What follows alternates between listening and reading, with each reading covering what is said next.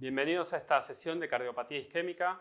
Estamos aquí con el doctor Juan Pablo Costabel y con Eugenio Díaz Romero. Yo soy Leandro Rodríguez y vamos a hablar sobre las novedades en cuanto a las estrategias de antiagregación en síndromes coronarios agudos. Juan Pablo. Gracias, Leandro.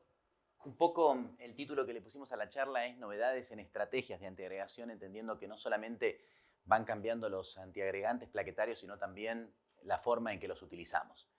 Y pensamos charlar de estos tres temas. Nueva estrategia en términos generales, el seguimiento a largo plazo de los pacientes y una serie de recomendaciones que las podemos poner a títulos personales, que son recomendaciones nuestras y no necesariamente a veces lo que reflejan las guías.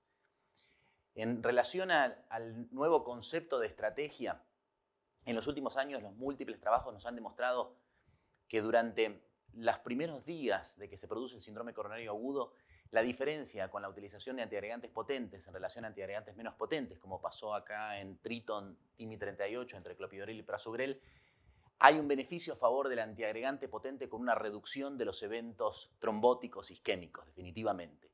A lo largo del tiempo, esa reducción tiende a disminuirse y sí se ve que los eventos hemorrágicos, que al principio no son muy diferentes, en la fase crónica tienden a diferenciarse. Entonces podríamos resumir de alguna manera que en la etapa aguda, que podríamos llamar ese primer mes, hay una mayor tasa de trombosis o un mayor riesgo trombótico en relación al riesgo hemorrágico y deberíamos preocuparnos por tener un antiagregante lo más potente posible para reducir ese riesgo. Y en la etapa que podríamos llamar del primer mes en adelante, si quisiéramos ponerle arbitrariamente un momento, el riesgo hemorrágico puede superar en algún momento al riesgo trombótico. Y a largo plazo debemos tratar de encontrar un equilibrio entre ese riesgo trombótico y ese riesgo isquémico para encontrar la mejor estrategia para nuestros pacientes. Es por eso que el concepto podría ser el de utilizar medicamentos de alta potencia inicial. ¿Y qué hay de nuevo en relación a esto? Tenemos los resultados del estudio ISAR-REACT 5 que comparó ticagrelor contra prasugrel en pacientes con distintas formas de síndromes coronarios agudos. Esta es la estrategia general. La estrategia general demostró una reducción de los eventos isquémicos combinados a favor de prasugrel en relación a ticagrelor, y eso fue 36% de diferencia, sin diferencias significativas en la tasa de eventos hemorrágicos. Es decir, el prasugrel tuvo beneficios en reducción de eventos isquémicos en estos pacientes sin pagar un aumento de los eventos hemorrágicos, como se puede ver en esta diapositiva. Pero entendemos que, como decíamos en el título, ISAR-REACT randomiza estrategias y no solamente drogas antiplaquetarias, recordando que en el caso de ticagrelor hubo pretratamiento y en el caso de prasugrel tratamiento en sala. El tiempo de pretratamiento fue corto, y esto es una cosa que vamos a discutir después, cómo afecta a la droga que se utiliza como pretratamiento el hecho de que sea corto. La baja tasa de eventos hemorrágicos en el seguimiento, que probablemente reduce el poder para demostrar las diferencias en eventos hemorrágicos, pero de todas maneras es el único estudio cabeza a cabeza con el que contamos y tenemos que utilizar esta información en nuestra práctica diaria. Es por eso que entendemos que hay situaciones en donde el prasugrel podría ser mejor, que son aquellas en donde hay cierta contraindicación para el uso de ticagrelor, como trastornos de conducción, enfermedad respiratoria o hiperuricemia, y situaciones en donde el ticagrelor podría ser mejor utilizar ticagrelor, como aquellas en donde el paciente tiene contraindicación relativa para el uso de prasugrel, como la edad, el ACV previo o el peso de menos de 60 kilos, o en aquellas en donde el prasugrel no ha demostrado beneficios, como cuando hay necesidad de pretratamiento o necesidad ya programada de cirugía en donde el tiempo de interrupción de ticagrelor es francamente menor al tiempo de interrupción que requiere prasugrel. El pretratamiento es un concepto que ha cambiado en el último tiempo y estos son resultados de un estudio multicéntrico en donde participamos tanto ICVA como nuestra sede en Anchorena, donde pudimos ver que no hubo diferencias en la tasa de eventos isquémicos en los pacientes que recibieron pretratamiento con ticagrelor y los que no recibieron pretratamiento con ticagrelor, y sí hubo diferencias en los eventos hemorrágicos. Entonces, de un modo hay que entender esto y lo podemos discutir después, si es necesario pretratar sistemáticamente a nuestros pacientes. La segunda etapa podríamos ir hacia una reducción de la potencia en ese segundo tiempo, como hablamos, donde nos preocupa un poco más el riesgo hemorrágico, y es acá donde tuvimos la primera evidencia del estudio TOPIC, en donde pacientes que habían sufrido un síndrome coronario agudo fueron desescalados después de un tiempo a aspirina clopidogrel viniendo de un antiagregante potente, la mayoría de las veces prasugrel, o la randomización a continuar con ese antiagregante potente. En el seguimiento se vio en el evento combinado isquémico y hemorrágico un beneficio a favor de los que desescalaron sin ninguna señal en cuanto a eventos isquémicos. Entonces parece que en este caso fue después del mes, desescalar podría no tener consecuencias significativas desde el punto de vista isquémico y sí beneficios desde el punto de vista de evitarles hemorragias a nuestros pacientes. En el caso del Stop That fueron un poco más allá. Decidieron no solamente desescalar, sino que dejar una monoterapia con clopidogrel en pacientes que venían con doble antiagregación. Particularmente este estudio tiene la característica de que son pacientes en donde la angioplastia se realizó con stent de última generación, con strat muy finos, en pacientes con baja complejidad anatómica y donde hubo una optimización de la angioplastia a el nivel de mayor perfección que hoy podemos tener con IBUS o OCT. Y acá se mostró un poco lo mismo. La monoterapia con clopidogrel tuvo una reducción del evento combinado de isquémicos y hemorrágicos sin diferencias en los isquémicos y definitivamente reducción de los hemorrágicos. Entonces nos podría hacer pensar en utilizar monoterapia con clopidogrel en estos casos seleccionados. En el caso de ticagrelor, el estudio Twilight tuvo una estrategia similar. Utilizar durante 3 meses doble antiagregación con aspirina ticagrelor y después ir en un desescalamiento a ticagrelor en monoterapia o continuar con doble antiagregación y otra vez se vuelven a ver curvas similares en todos los estudios. Reducción de eventos hemorrágicos sin diferencias en eventos isquémicos. Ir más allá. Bueno, este estudio recientemente publicado en JACC Intervention postula la posibilidad de utilizar prasugrel como monoterapia desde el día 1 de la angioplastia. Este estudio realmente es una prueba piloto, pero podríamos pensar en ir un poco más allá y pensar en que el tiempo mínimo de doble antiagregación sea solamente en el periodo hospitalario, que es el más agudo, y después utilizar un antiagregante potente, el más potente de todos creo yo, como el prasugrel, de manera en monoterapia el mantenimiento. Sí nos preocupa el seguimiento a largo plazo y nos preocupa porque uno ve que después de los 12 meses la tasa de eventos no se reduce. La tasa de eventos persiste significativamente elevada, mucho menos que la tasa de eventos durante los primeros 12 meses y ni hablar durante los primeros 3 meses, pero persiste elevada a razón aproximadamente de un 3% de eventos isquémicos combinados anuales. Esto es lo que se vio en DAPT a expensas de trombosis tardía de los stent, en stent podemos discutirlo después con ciertas particularidades, y nuevos accidentes de placa. Y es acá donde continuar doble antiagregación con clopidogrel o prasugrel tuvo una reducción de las trombosis y los infartos espontáneos a expensas de un evento hemorrágico. Por eso entendemos que debemos tratar de equilibrar esos eventos. COMPASS, en una estrategia similar después de los 12 meses de pacientes con eventos, demostró que la utilización de rivaroxaban en dosis bajas, en este caso no un antiplaquetario, en combinación con aspirina, también demostró reducción de eventos en el seguimiento después de los 12 meses. Es decir, que existe un riesgo residual que debemos contemplar y elegir el mejor esquema para nuestros pacientes. Y acá va esta cuestión de recomendaciones personales, en donde entendemos que existen una serie de esquemas terapéuticos que, como cardiólogos, debemos tratar de encontrar el mejor esquema para nuestros pacientes. Como yo puse en estas columnas, valorando riesgos isquémicos y riesgos hemorrágicos puede ser una forma de ayudarnos a elegir el esquema, pero por suerte hoy podemos ir a una medicina un poco más personalizada eligiendo estrategias. Y lo mismo después del año, en donde contamos con diferentes estrategias y acá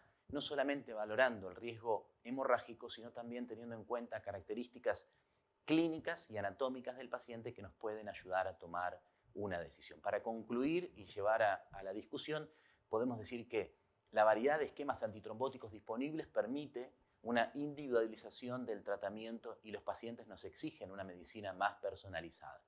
La discusión entre los médicos tratantes es clave y acá no solamente el cardiólogo, sino el hemodinamista y el clínico que sigue al paciente es clave para tomar decisión y valorar riesgos isquémicos y hemorrágicos y pensar en esquemas a largo plazo después de los 12 meses para reducir eventos. Yo acá termino, Leandro, y podemos pasar a alguna discusión. Muy bueno, Juan Pablo, gracias. La verdad que tenemos novedades en cuanto a las estrategias en todas las etapas de tratamiento, ¿no? antes de realizar la intervención coronaria durante el primer año y a largo plazo. Y en vez de complejizar nuestras decisiones, creo que nos da aval a poder elegir ante las intercurrencias que estos pacientes van presentando, ¿no? Uno puede tener una estrategia inicial y después el paciente sangra y cambiar la estrategia y tener que desescalar o usar drogas menos potentes, o tener otra estrategia menos agresiva y el paciente recurrir con eventos trombóticos y tener que prolongar o usar drogas más potentes de las que habíamos elegido inicialmente. En la primera etapa, cuando hablamos de pretratamiento, la estrategia no está solo en la elección de la droga, si darla o no darla, sino que tenemos que pensar el tiempo hacia la intervención, si va a ser una intervención precoz o no. ¿En qué pacientes les parece a ustedes que podemos no pretratar o en cuáles les parece que sí o sí deberíamos pretratarlo?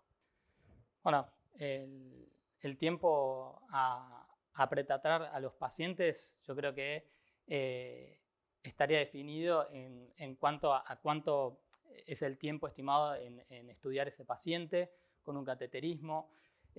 Claramente va a importar mucho el riesgo isquémico de ese paciente.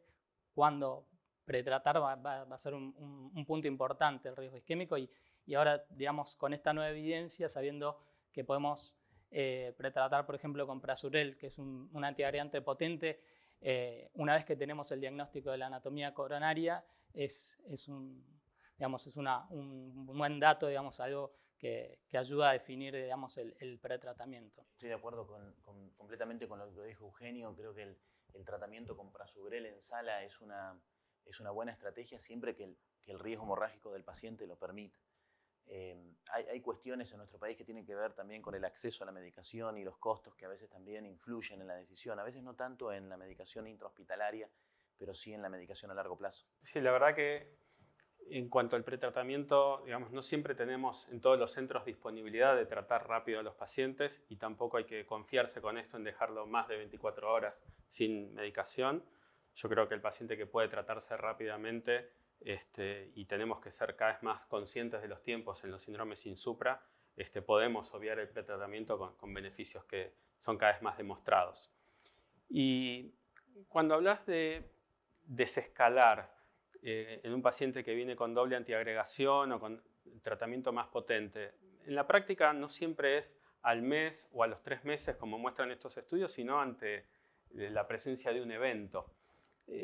¿Cómo hacen esa desescalada cuando el evento es un evento hemorrágico? O sea, ¿bajan de Prasugrel con carga? ¿Cómo lo manejan? Bueno, en cuanto a desescalar en pacientes que ya han tenido un evento hemorrágico, obviamente, bueno, depende también del momento, si es en la fase aguda o bueno, en la fase crónica, obviamente siempre va a ser con carga, pero obviamente, bueno, cada caso se tiene que individualizar, como decíamos en las conclusiones, ¿no? Cada vez la medicina tiene que estar más dirigida hacia cada paciente. Estos estudios que parece que complejizan el tratamiento es todo lo contrario, ¿no? Por un lado, teníamos miedo de quitar drogas o pensar en que tenemos que hacer una nueva carga y en realidad si tenemos un paciente que está sangrando también tenemos evidencia a favor de usar una monoterapia, por ejemplo, de suspender, tomarnos el tiempo que el paciente deje de sangrar y reevaluarlo nuevamente para ver si sigue con monoterapia, sigue con una terapia menos agresiva o si volvemos a una doble antiagregación cuando el riesgo isquémico sea alto. En relación a eso, me parece, Leandro, que ese es el punto. O sea, creo que en vez de ir con esa receta que ya teníamos como preformada de aspirina y clopidogrel o aspirina y Prasugrel, podemos tratar de pensar que si iniciamos aspirina y Prasugrel y el paciente tiene un evento hemorrágico, a lo mejor no hace falta necesariamente hacer un switch a otro antiagregante, sino continuar con una monoterapia de Prasugrel, esa puede ser una opción. Lo mismo con ticagrelor. Nos falta información comparando lo que a nosotros nos gustaría, comparar una monoterapia con ticagrelor contra una doble terapia con aspirina y clopidogrel. Esa información no creo que la tengamos, pero sí me parece clave que nosotros debemos evaluar cómo fue la angioplastia de compleja y cómo quedó la angioplastia. Ahí es donde hoy por hoy está el mayor riesgo de la trombosis en agudo. y ni hablar de la trombosis tardía. Y después conocer la historia del paciente, de cuán inflamado puede estar, por decirlo de alguna manera, y eso es el riesgo de eventos a nivel coronario o eventos vascular periférico. Lo mismo que nos pasa, discutíamos hoy, ¿qué hacemos después del año? Bueno, después del año tenemos que no quedarnos con el concepto de que el paciente continúa con aspirina, preguntarnos ahí si es aspirina solo, si debo continuar con aspirina y clopidogrel, si continúo con una monoterapia con ticagrelor, o si agrego rivaroxaban aspirina pensando en más la enfermedad vascular periférica. No sé qué pensás en ese punto en relación a cuándo voy con una combinación de 2 antiagregantes después del año o cuándo voy a una combinación de aspirina y un antitrombínico o anti-10, ¿no? Perdón, como el rivaroxaban. Sí, la verdad que totalmente de acuerdo, ¿no? Tenemos que volver a pensar en cuántos stents se pusieron, el largo de esos stents, si el paciente es diabético o no diabético, para animarnos y saber que esos pacientes van a hacer más eventos isquémicos y quizás, o no, seguramente tenemos que prolongar la antiagregación doble en esos pacientes. En cuanto a las dosis bajas de rivaroxaban, quizás las elegiría en el paciente panvascular, que es en el que tenemos más evidencia con enfermedad arterial periférica. Si no, el pensar en una estrategia de ticagrelor con menos dosis hasta 24 meses o hasta 3 años con clopidogrel son estrategias válidas en estos pacientes de alto riesgo. Bueno, damos por finalizada esta sesión. Muchas gracias por estar y que disfruten el precongreso.